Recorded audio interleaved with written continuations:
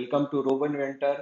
हम इस सीरीज के सेकेंड लेक्चर को स्टार्ट कर रहे हैं। जैसा कि मैंने लास्ट टाइम आपको बताया था कि मैं नेक्स्ट लेक्चर में मोटर से स्टार्ट करने वाला हूं, तो मैं वहीं से स्टार्ट कर रहा हूं वापस से।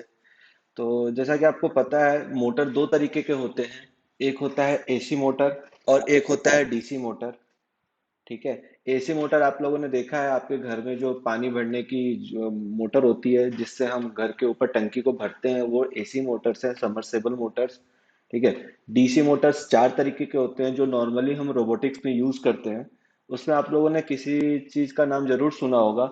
जैसे कि फर्स्ट होता है बीओ मोटर, सेकंड होता है डीसी गियर्ड मोटर, थर्ड होता है स्टेपर मोटर और फोर्थ होता है सर्वो मोटर। बीओ मोटर और DC geared motor normally DC Motors हैं जो 5 वोल्ट से लेके 12 वोल्ट तक के 24 वोल्ट तक के सप्लाई पे वर्क करते हैं।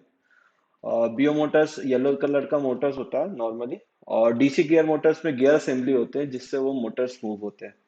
नेक्स्ट होता है स्टेपर मोटर। स्टेपर मोटर ऐसा होता है, आपने देखा होगा, जब सीएनसी मशीन होता है या 3D प्रिंटर आपने डिवाइस देखी होगी, या तो आपने घर, आपके ऑफिस, घर, जहां भी थे वो अपना प्रिंटर होता है, कलर प्रिंटर और ब्लैक एंड व्हाइट प्रिंटर, उनमें भी जो मैकेनिज्म होती है जो पेपर को अंदर खींच के प्रिंट करती है, वो भी जो मैकेनिज्म हो रही है वो भी स्टेपर मोटर से ही वर्क हो रही है। ठीक है। माइक्रो स्टेपर्स होते हैं।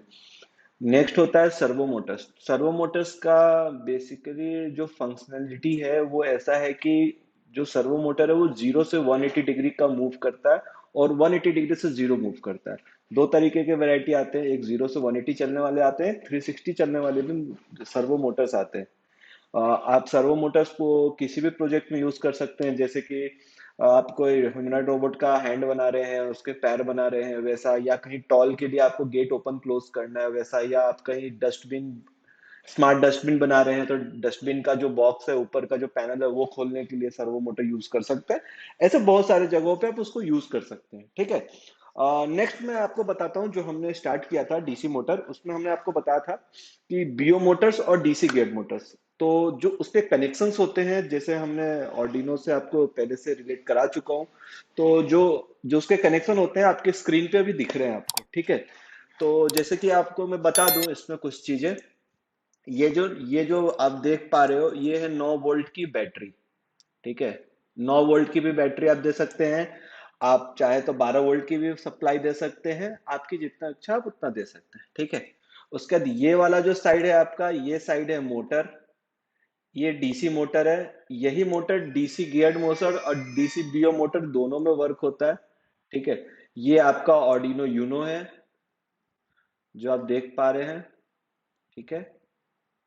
और ये जो है, ये इंपॉर्टेंट चीज है, इसको कहते हैं मोटर ड्राइवर। इस मोटर ड्राइवर का हम आपको नाम बता देते हैं। इस मोटर ड्राइवर का नाम है L298 मोटर ड्राइवर। दो तरह के मोटर ड्राइवर होते हैं, एच ब्रिज मोटर ड्राइवर्स होते हैं ये, जिसमें दो तरीके के कौन कौन से होते हैं, एक होता है L298 और एक होता है L293D। ठीक है। तो अभी हम जो यूज कर रहे हैं वो है L298 मोटर ड्राइवर। ठीक। अब इसका कनेक्शन कैसा होता है, तो मोटर के दो पिन होते हैं, दो पॉजिटिव निगेटिव पिंस होते हैं। वो दोनों पिंस हम और अपने मोटर ड्राइवर के पिंस में कनेक्ट करेंगे। नॉर्मली इसमें लिखा रहता है आउटपुट 1 और आउटपुट 2। यहाँ आउटपुट 1 और यहाँ आउटपुट 2 लिखा रहता है। तो यहाँ हम नॉर्मली मोटर को कनेक्ट करते हैं। ठीक है। उसके बाद हमारे पास तीन पिन और आते हैं, ये ऐसे, ये तीन पिन जो आपको ब्लू में दिख रहे हैं, इसमें जो सबसे राइट हैंड साइड वाला होता है इसमें 12 वोल्ट लगता है। ठीक है। उसके बाद जो इसका बीच वाला पिन होता है इसमें ग्राउंड लगता है। और जो सबसे आपको नीचे के साइड दिख रहा है उसमें 5 वोल्ट आप लगा सकते हैं। ठीक है। तो और एक और बात हमें आपको बताना बहुत जरूरी समझता हूँ, जैसे कि हमने अभी बैटरी से ग्राउंड दे रखा है। ठीक है। तो इसका, इस बैटरी का ग्राउंड और ऑर्डिनो का ग्राउंड दोनों कॉमन रहेगा, नहीं तो आपका मोटर वर्क नहीं करेगा। इस चीज का स्पेशली ध्यान रखना। ठीक है। अब हमने ये ग्राउंड कर दिया और ये भी कर दिया। ठीक है। उसके बाद हमारे पास जो दो मोटर आते हैं, वो दो मोटर के वायर आपको यहाँ दिख रहे होंगे, एक और ये दो, दो मोटर के वायर आपको मिल गए। तो ये जो दो मोटर के वायर है, आप इसको कोडिंग में यूज करेंगे। इसको डिजिटल पिन पे हमने कनेक्ट किया है 8 पे और 9 पे। ठीक है। तो ये जो दो पिन है ये हम आपको आगे बताएंगे कोडिंग में कि हमने इसको 8 9 पे कनेक्ट किया है। तीसरा पिन एक हमने और कनेक्ट किया है ब्लू कलर का, ये वाला जो वायर है ये हमने इसलिए यूज किया है क्योंकि हो सकता है हमें इस मोटर की स्पीड को कंट्रोल करना हो। तो हम जब यहाँ पे एक इनेबल पिन्स होते हैं, ये आप जो ये ब्लू में देख रहे हैं यहाँ पर एक इनेबल पिन है। तो जब हम इस मोटर की स्पीड को कंट्रोल करना पड़ता है, जैसे कि ये अगर 100 आरपीएम का मोटर है और उसको मुझे 50 आरपीएम पे चलाना है, तो मैं क्या करूंगा, ये जो ब्लू वाला वायर है ना, इससे इसकी ड्यूटी साइकिल को 50% रिड्यूस कर दूंगा। तो मैंने शायद आपको कल बताया था कि ये ड्यूटी साइकिल कैसे कम होती है। तो जो ऑर्डिनो में पिन होता है पीडब्ल्यूएम का, उस पिन पे हम ये नीली वाली वायर को लगाते हैं, ठीक है। तो नीली वाली वायर वहां लगेगी जहां पे पीडब्ल्यूएम पिन ऑर्डिनो में जनरेट होता है, तो आपके डिजिटल पिन पे नीचे। तो ये आपके कनेक्शन है, इजी है कनेक्शन। कभी कुछ कनेक्शन में आपको दिक्कत है तो हमसे कभी भी बात कर सकते हैं। बाकी मैंने आपको एक नॉर्मली कनेक्शन रफ डायग्राम दे दिया। अच्छा, इसमें एक चीज और, अगर आप चाह रहे हैं कि आपके पास एक और मोटर है कनेक्ट करना, तो इसमें अभी भी एक, दो और तीन पिन खाली है, जिसमें से दो आपके मोटर के हो जाएंगे और एक हो जाएगा पीडब्ल्यूएम पिन, ठीक है। और उसके जो मोटर के दो वायर होंगे वो एक यहाँ लग जाएंगे और एक यहाँ लग जाएंगे। और ये जो तीन वायर है ये आपके ऑर्डिनो में कनेक्ट होंगे, राइट।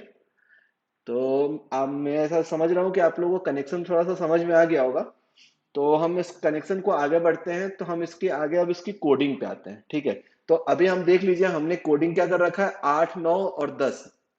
10 हमने इसलिए दे रखा है क्योंकि 10 पे पीडब्ल्यूएम जनरेट होता है, तो हम उसी के हिसाब से कोडिंग स्टार्ट करते हैं, ठीक है। तो कोडिंग स्टार्ट करने के लिए हम सबसे पहले क्या करेंगे, लिखेंगे।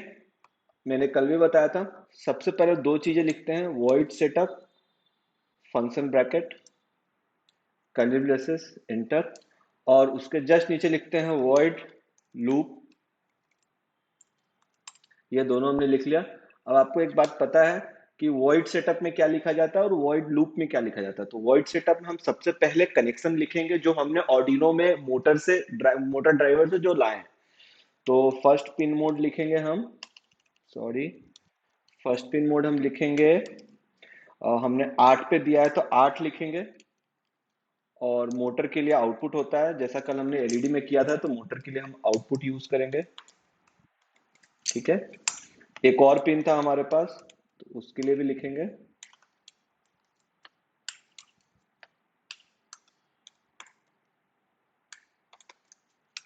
ठीक है।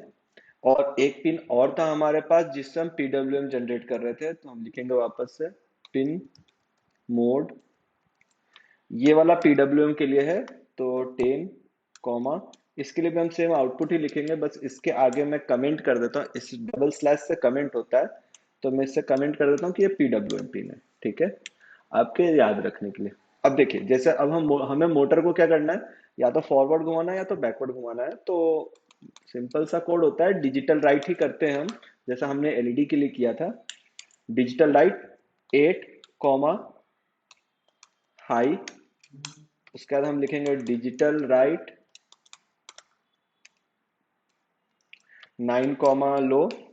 अगर हम दोनों पिन को हाई कर देंगे तो मोटर नहीं वर्क करेगा, दोनों पिन को लो कर देंगे तो भी मोटर वर्क नहीं करेगा, ठीक है।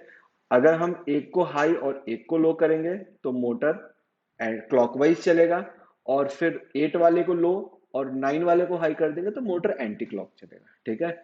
इतना आपको समझ में आ गया हो मेरे हिसाब से। अब नेक्स्ट मैं आपको बताता हूँ, जैसे आप मान लो अब आपको इसके बाद मोटर की स्पीड को कंट्रोल करना है, ठीक है। तो मोटर को स्पीड को कंट्रोल करने के लिए हमें क्या करना पड़ेगा, हमने 10 नंबर पिन पे लिख रखा है पीडब्ल्यूएम जनरेट। तो ये मैं आपको फर्स्ट टॉपिक बता रहा हूँ कैसे पीडब्ल्यूएम जनरेट किया जाता है। तो ये दो कोड तो ऐसा का ऐसा ही रहेगा आपके पास। इस कोड के नीचे आपको एक और लाइन ऐड करना पड़ेगा। अब आपको पता है कि मोटर की जो ड्यूटी साइकिल है, जो पीडब्ल्यूएम जनरेट कर रहे हैं, पल्स विड्थ मॉड्यूलेशन, तो उसकी जो मिनिमम वैल्यू होती है वो होती है 0, और जो मैक्सिमम वैल्यू होती है वो होती है 255। मतलब 0 से 255 के बीच में आप कुछ भी ड्यूटी साइकिल दे सकते हैं। तो मान लीजिए कि अगर हमें फुल स्पीड पे ही चलाना है मोटर जो ऐसा चल रहा है, तो हम 10 255 कर देंगे, ठीक है। और अगर मान लीजिए हमें उसकी स्पीड को थोड़ा सा रिड्यूस करना है, तो मान लीजिए हमें अगर उसको 200 के आसपास रखना है, तो आप उसको 200 के आसपास रखते हैं। अगर आप उसको 180 करना चाहते हैं तो 180 कर सकते हैं, आप 170 चाहते हैं तो 170 कर सकते हैं। ऐसे बहुत सारे अलग अलग तरीकों से इसको चेंज कर सकते हैं। ठीक है, तो आपको ये चीजें समझ में आ गई होगी कि कैसे एनालॉग राइट, डिजिटल राइट और ये सब लिखे जाते हैं। मैं नेक्स्ट टॉपिक में आपको एलईडी से फेडिंग करना सिखाऊंगा, और जो भी नेक्स्ट ट्यूटोरियल्स हमारे रहेंगे उसमें आपको एलईडी से बताऊंगा, फिर फॉर लूप कैसे इसमें इंट्रोड्यूस करते हैं, ये सारे टॉपिक्स मैं उसमें आपके क्लियर करा दूंगा। होप आप लोगों को सब कुछ समझ में आया होगा अभी तक। ठीक है, कोई भी दिक्कत हो तो आप हमसे कभी भी संपर्क कर सकते हैं। So thank you for watching the video.